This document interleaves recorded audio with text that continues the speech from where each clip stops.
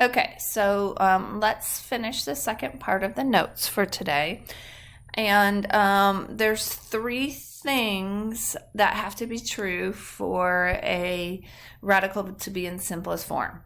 No radicand, which is what's inside the radical, can have any perfect square factors other than 1.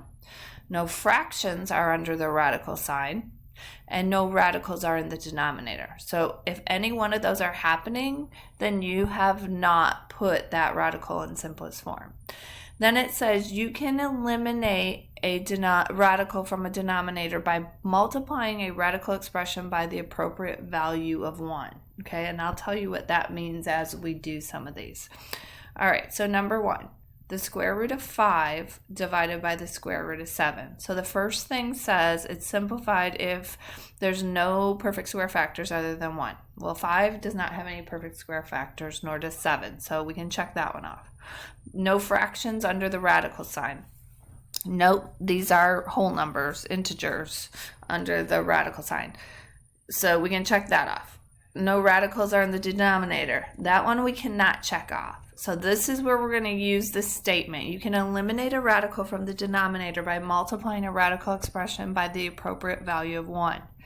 When you think about simplifying a fraction and you divide the numerator and denominator by 3 over 3, that's a value of 1.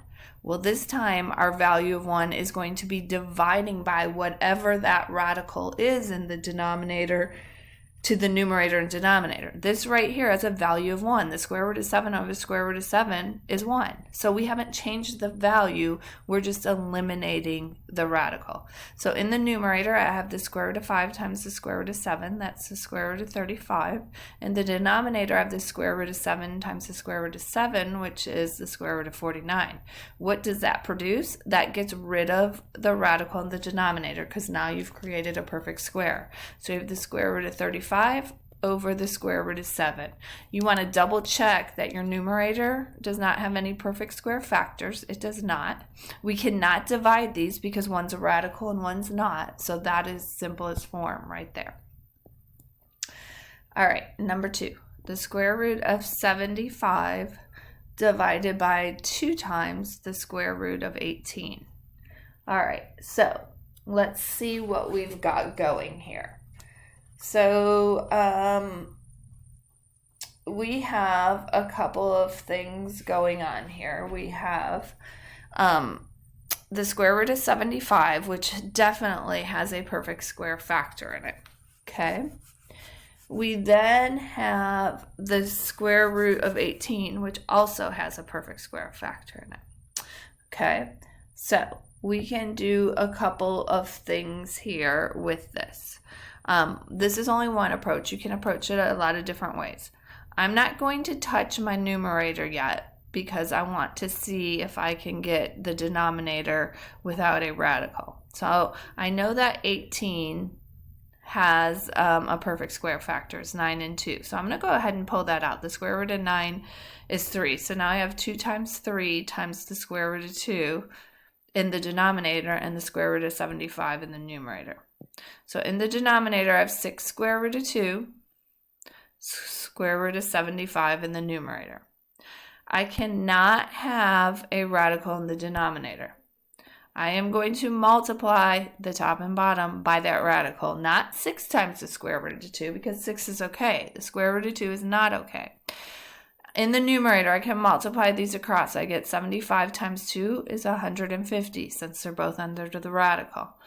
In the denominator, I get 6 times 2 times 2, 4, the square root of 4. So in the denominator, this becomes 6 times 2, or 12. Okay, in the numerator, I have the square root of 150. And I know that 25 is a perfect square. So the square root of 25 is 5. And the square root of 6 has no perfect square factors. I cannot simplify anything else. If 5 and 12 shared a common factor, I could simplify that, but they don't. But I cannot simplify 12 with the square root of 6 because one's a radical and one is not. All right, let's look at some more. I have a mixed number, 2 2/3. That's all the square root of that, times the square root of 1 1/4. Okay, so what I'm going to do first is I'm going to take these into improper. So 2 times 3, or 3 times 2, however you want to look at it, numerator times whole number, 6 plus 2 is 8/3. That's still under the radical. Times 4 times 1 is 4, plus 1 is 5/4. I'm going to combine them together and I get 8/3 times 5/4. Okay? I can cross cancel. When I cross cancel, that becomes a 1, the 8 becomes a 2, and I get the square root of 10 over 3, or the square root. I mean, you can write it as one fraction, but I'm just going to write it as 2, not one fraction. I'm going to write it as a radical on the numerator and denominator instead of the whole thing being a fraction. Okay, remember, no perfect square factors. There's not in either of those, but I do have a radical in the denominator. I'm going to eliminate that by multiplying that by the square root of 3 over the square root of 3.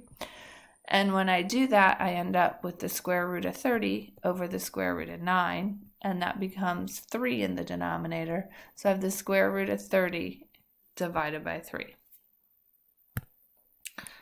All right, number 4.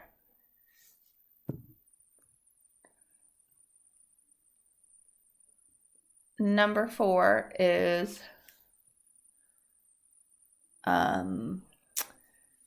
let's do another one of these. The square root of 8/11 times the square root of 22 over 32.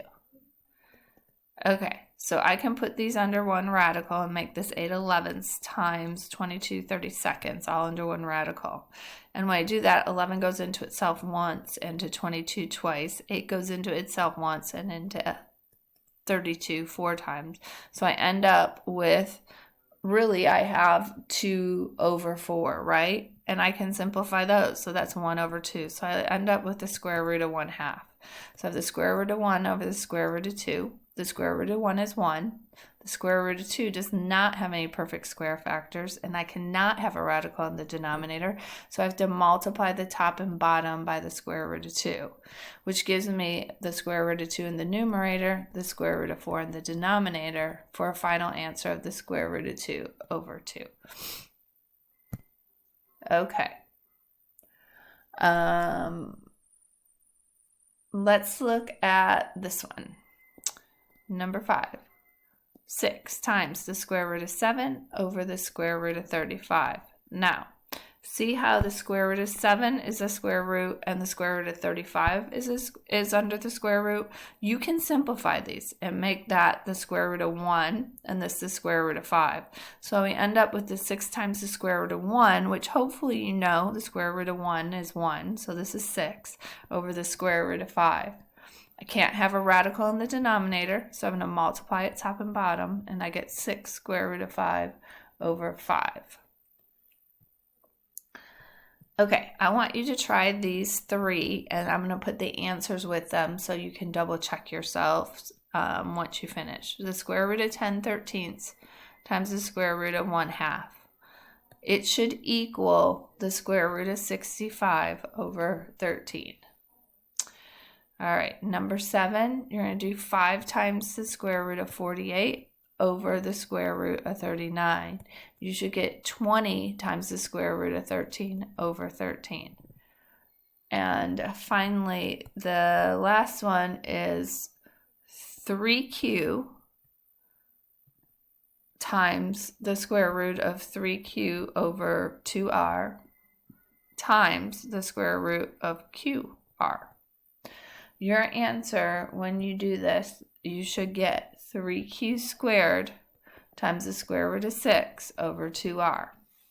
As always, reach out to me if you need help with any of these that we haven't done together, or you just have any questions in general. You will be having a quiz next class over 11.3 through 11.7. Okay. If you feel good about it, go ahead and start the